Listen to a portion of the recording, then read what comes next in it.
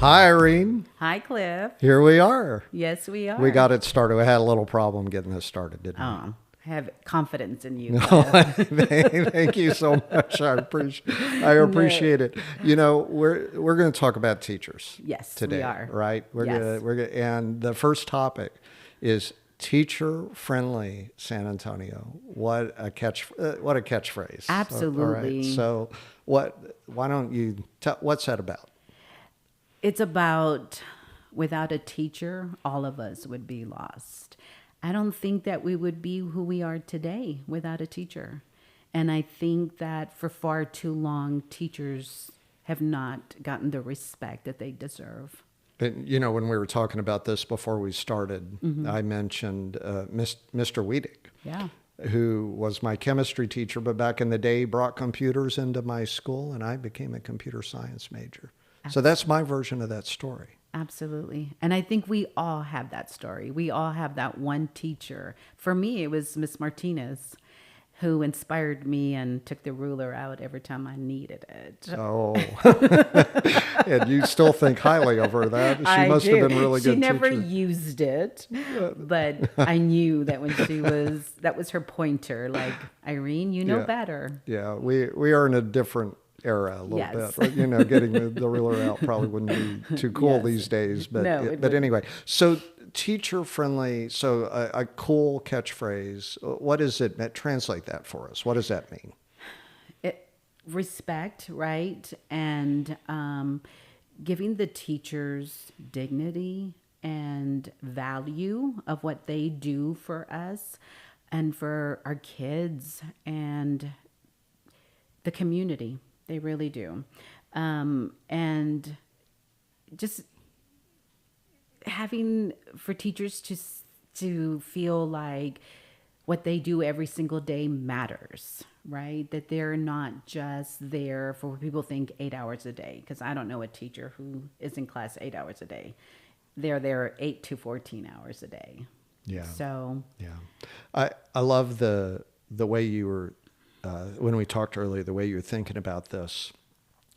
When somebody who is in the military, for example, and walks Right. into a restaurant and there's a 10% discount, which is great. right.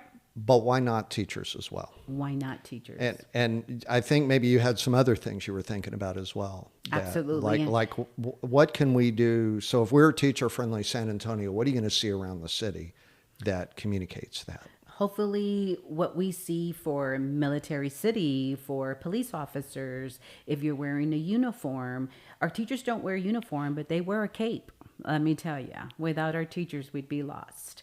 And so basically, why not? Because if you put the teacher before a firefighter and a police officer, and they became what they became because of a teacher, most likely. Because of a teacher somewhere, Yes. right? So- Many people have that backstory. Right. And it could be a teacher, an aunt, your mom. I get that. But for the majority of us, it's teachers. Indeed. And so part of what we talked about as well is the day in the life Right. of a teacher. Can you, and you know, we didn't do formal introductions here, but you've been in schools Yes. for many, many years. Yes, 30 years. For 30 years. You've been an educator. So help people who are listening or watching Okay. understand, what does a day in the life of a teacher look like? So a day in the life of a teacher is getting there most likely at 6:45 in the morning so they can get their lessons together and make sure that their computers are working and make sure they have what they need for the students as they come in.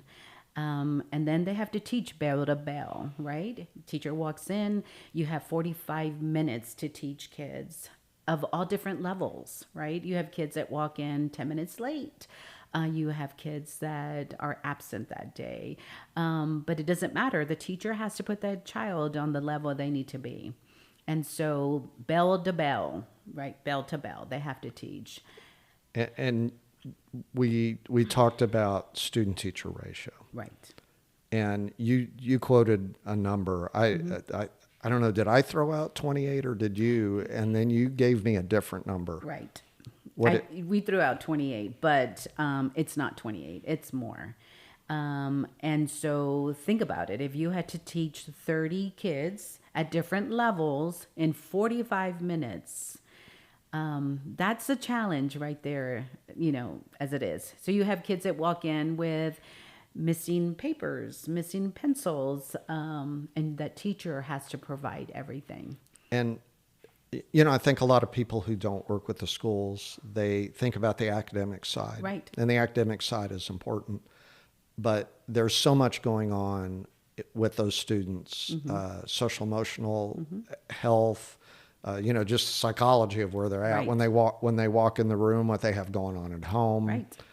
that are in the way of what you all are trying to Right. to teach them, and the range that you have in a think classroom. about it, Cliff. This is what I tell teachers sometimes. So when a student comes in, they don't come in saying, I can't wait to learn math, right? Because they're bringing what their home life is, right? So if they woke up and they had no electricity that morning, and mom or dad are fighting, or they didn't have breakfast, or they didn't have their uniform clean, that's what they're bringing to school. And they're coming, upset and angry. And so they come for the teacher for comfort. They come to us for breakfast. Miss, I'm hungry. I didn't get to eat. Yeah. And we pull out granola bars, and we pull out all kinds of things for our kids. And So, you're hitting on a topic I wanted to touch too. You hear so many stories about teachers reaching into their wallet to get the supplies that are needed to do the job that they're being asked to do. that's right. And that's on top of when the students are selling cookies, or they're selling pies, or they're selling cups. Yeah. They come to us, right? They come to us to sell. We don't want them selling in the street. And so we pull out our checkbook, and that's what we're doing for our kids. And then when the student comes to us and says, Miss, I want to go to the dance, but I don't have the money, we pay for it. If our kids don't have lunch money, we pay for it. And you're doing that on a salary that has not gone Below. up very much. Right. It's not changed for many, many years. How do you feel about the law that just passed in Texas? I'm not Yeah. happy at all. Yeah. Why? Which law are we talking about? I'm There's talking so about many. the vouchers. Oh, yeah. Talking about vouchers. I think there's the voucher, they're not educating the people. And I think that if the people got really educated, they would understand what is happening and what's going to happen to our schools, to our neighborhood schools. It's already happening. And so people say that a voucher, that it's a public school and they take all students. They don't. They do not take all students. Right. I mean, that's the issue, right? Right. Is that these schools can tell a student that they're not admitted. Right. You cannot tell a student That's right. that they're not admitted. Right. We cannot. Correct. We accept whether you're reading second grade level going into middle school. We accept you. Yeah. We have to take you, and we have to put you at the level from second grade all the way to sixth grade. Yeah. That's what our government tells us. Indeed. And, one of the things that strikes me about the voucher law too, the money that is being given to these parents, it's not enough for them to pay. Right. So it's not like a student who maybe would not have had that opportunity for a private school is Right. now going to have that opportunity, because even with that amount of money, they're not going to be able to afford to go to a private school. So that option has not been opened up. Right. No, Right. it hasn't. And so there's two different things going on. You have the vouchers, right, for the charter schools, Right. where they still have to fill out an application, right, to see if they get accepted. And the thing is, if that student misbehaves in December, that student comes back to our school, and we have to catch up.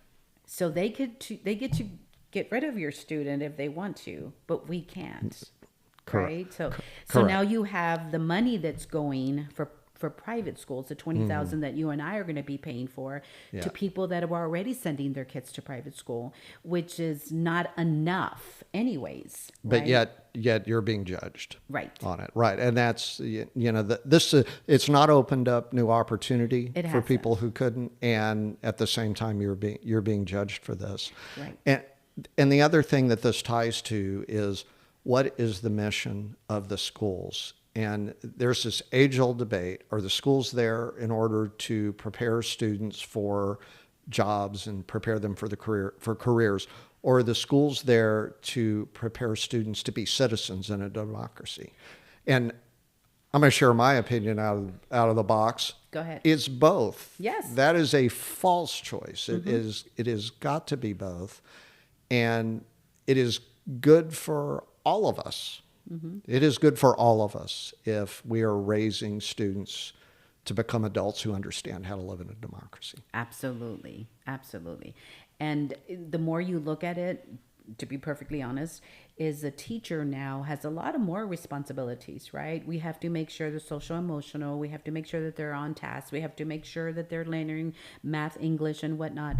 And then how to become good citizens, right? And provide opportunities. And how do you do that? A teacher does a field trip. A teacher does this and does that on top of teaching all day long.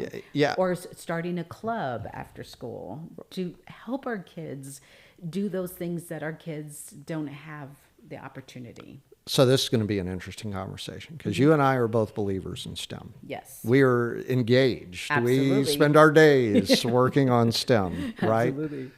But how are we doing on educating our kids about civics? We're not doing a good job. What do we need to do? We need to be able to incorporate it. We need to stop teaching to the damn star. That one. That one. Hey, I'm going to have a good laugh here, because we talked about two things. It's actually my opportunity to say, one, we talked about that. Two, we talked about what happens when you're hitting the table. And if you can't tell, she really, it's actually like the exclamation point. It's like, wow, Yes. boom. Yes. Indeed. So I get passionate about this. I do. I well- feel like we're letting our kids down, and our teachers, and that the pipeline for teachers is very, very slim. Very, very slim now. Where it used to be that if you ask kids, what do you want to do when you grow up? I want to be a teacher. They don't say that anymore. So what's going to happen? Yeah. Not only we're not going to have kids that have any civic or, how to become a citizen, we're not going to have teachers educating our kids. So we're going to be hiring people that are decorators. I'll tell you what makes me I'm very unhappy is the example. So we need our students to understand civics. We need them to understand the importance of being involved, the importance of having governments work right, of them doing what they're supposed to do, Right. Of them executing the laws, executing their job. We expect them to do that. We're a democracy. We expect it. I hate the example they're seeing right now of how that's happening. It makes me sick to my stomach. Yeah, And and it's part of it's a lot of what motivates me to do Yes. what I'm doing. Yeah. And so with that, Cliff, is that sometimes our kids don't have that role model at home, right? And so they looked for us. But now they're shutting us down. We can't speak about that. We can't tell kids any of that stuff unless you're in your history class, social studies class. And so we can't have an opinion, and we can't guide our kids and to say, if that was me, or if I had an opportunity again, this is what I would do. We try to go around it, by giving them field trips to universities and to SAMSAT and to all of those things that give our kids opportunities, because they're not getting it at home. So the school really is providing the whole child. Like we have to be the nurse, we have to be the social worker, we have to be the one that provides uniforms and brings them a lunch. Because sometimes our kids don't have that role model. And so it's sickening to me that they're having to see this of what's going on in our society right now. So we've kind of rolled into the discussion of what we think is broken. Oh, a lot. And is that's broken. that's one to Yeah. me. I just the role models and the willingness of people to allow that role model without calling it out Right. is really troubling to me. And And a lot of the people, and the other thing is when you have people that don't step into the classroom or go into a campus, but they want to tell us what to do. They want to tell us how to do things. one of my you know? one of my favorite cartoons. Yeah, let's see if I can paint the picture Yes. here in words. One of my favorite cartoons is a classroom, and there's a teacher up front, and there's students sitting the traditional view, right? Students sitting at desks. Now I'm doing it. I'm hitting the mic, and there's a consultant Yeah. at the door, and the consultant's sitting there taking notes, and meanwhile the labels on the back of their students are, Dad came home at 1 a.m. last Yep. night. Grandmother just went in the hospital, right? Grandparents raising children. My Grandparents goodness. raising grandkids. My right goodness. now, Yeah, I know a lot who of are examples 80 of years that. old and didn't expect that their $500 Social Security check is now having to pay for backpacks and make decisions. Do I buy my medication or do I buy my grandchild who I love him as a grandchild. I didn't think I was going to be raising him at this age. So yes, we're dealing with all of that, but yet we have people on the outside saying, you must do this. And if you don't, you're this, and you're not a good teacher, and you're not a good school. They're starting to rate schools without going into that campus and going, what is the community like? What are they dealing with? But no, people want to go on the outside and go, you're not producing. And meanwhile, we have leaders at the state and federal level who are not only trying to help solve this problem, but are triggering it through culture wars. Yeah. Yeah, and very, very intentionally putting things out there in order to divide us. Yes. But I don't know if I would call them leaders. Well, I think that's a great observation. I don't think I'd call them leaders. No, yeah. I don't see them as a leader. Lowercase L. Yeah. Yeah, elected officials. There you go. We go. Elected officials. The official, Right. the official elected term. officials Yeah. that want to. What a great observation. Yeah, yeah. I love that leaders. It's like respect. Respect is Right. earned, right? Right. Yeah, yeah. No doubt. And then what they want to do is destroy your neighborhood schools. It's what they want to do. And it's a control issue. And I don't think parents see that. Because I don't know of any parent that doesn't want better for their child. I really don't. I think every parent wants better, what's better what they had. Right? Well, and yeah, no doubt. And there are parents who want to send their children to private Right. school. To me, that is a That's decision. Right. That's your decision to be made by that parent, and I respect it. Yeah. And if you can afford it, then do it, right? But don't take from the other kids that don't have the opportunity, because your kid and my kid are going to eventually have to be working together. Yes, they are. That what another great observation. We also talked a little bit about curriculum mandates. We talked about school funding, and that school funding issue ties to number of students in the classroom, right? Here we are with all of these challenges, and school funding didn't go up for many, many years.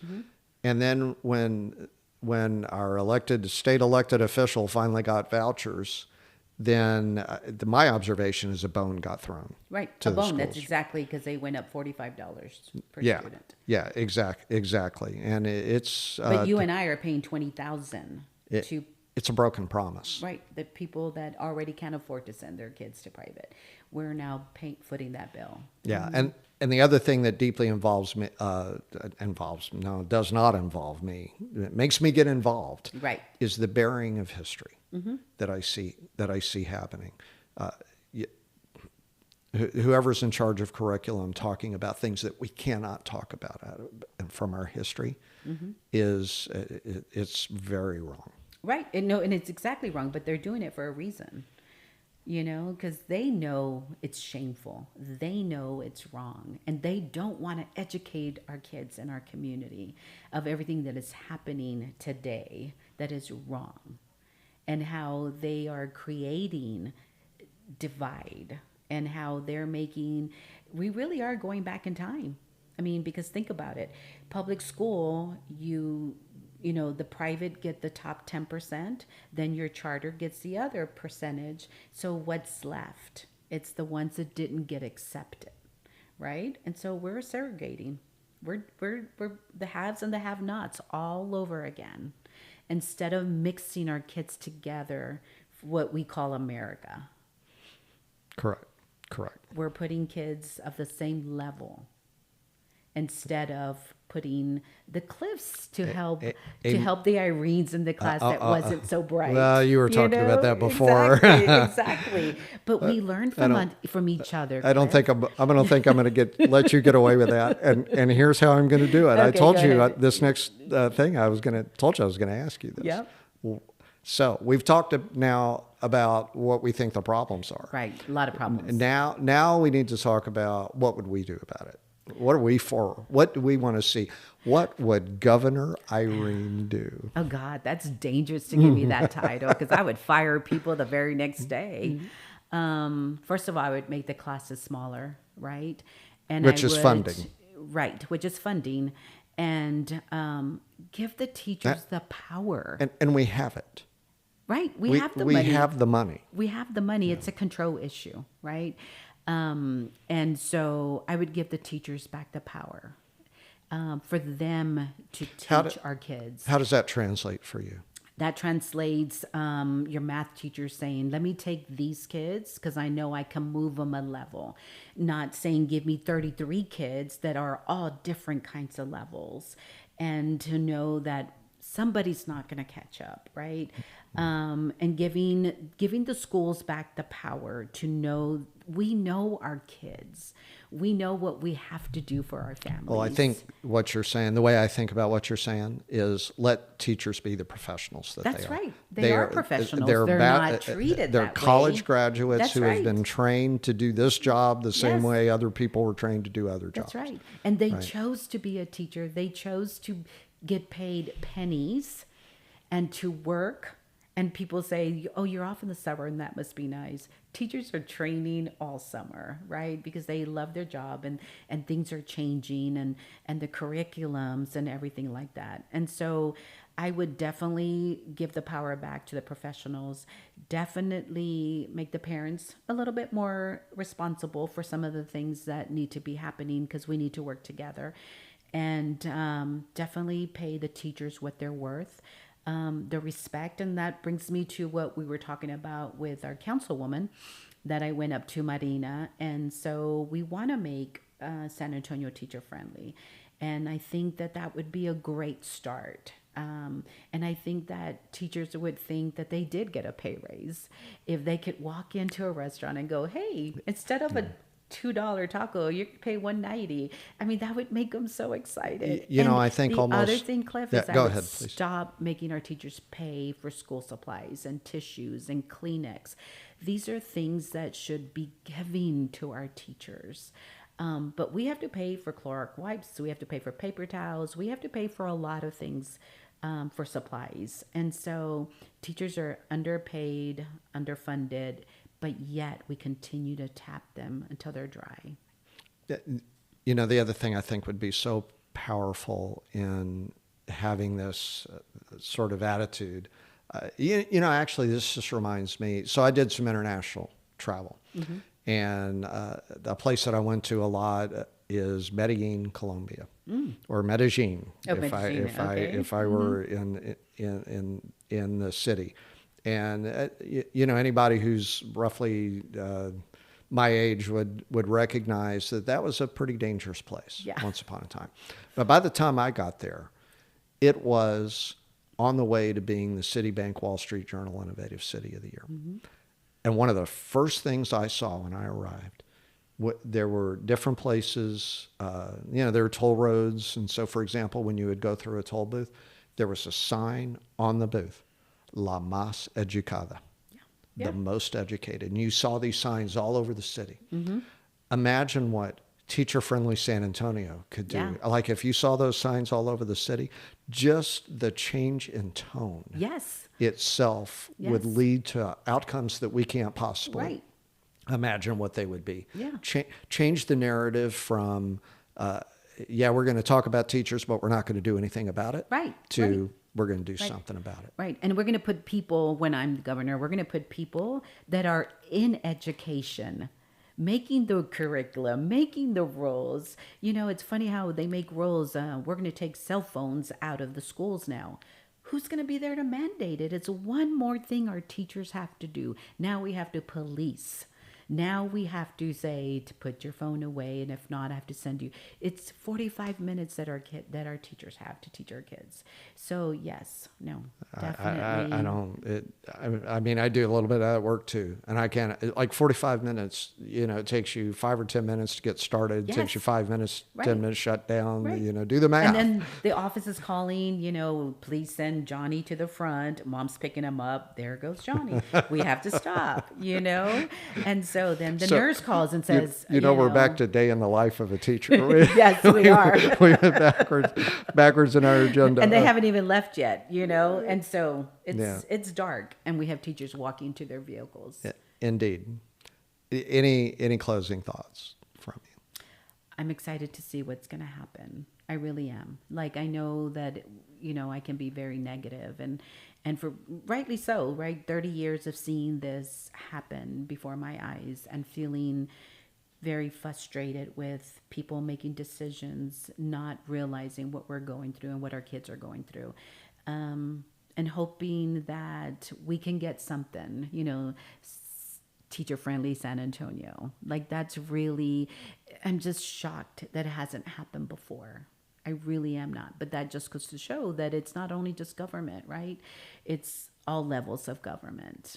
It is. And at the end of the day, the government is who's elected. That's right. You know, and I think that's part of what we're trying to do through this effort of this show and the other things that the group are working with is trying to help people understand the impact. Yeah, the impact. And the impact of us not using our voice and our vote and everything else. And so my job at school is I'm always reminding our teachers, if you want to make change, you have to vote. So that sounds like a perfect wrap up. Yes. Vote next time. Vote to protect our democracy, to build it, to make it better. Do not let this democracy that we have, it's precious. Let's not lose it. Let's build it. That's right. Irene, thank you so much. Thank you, Cliff, for having me. Really appreciate you being here.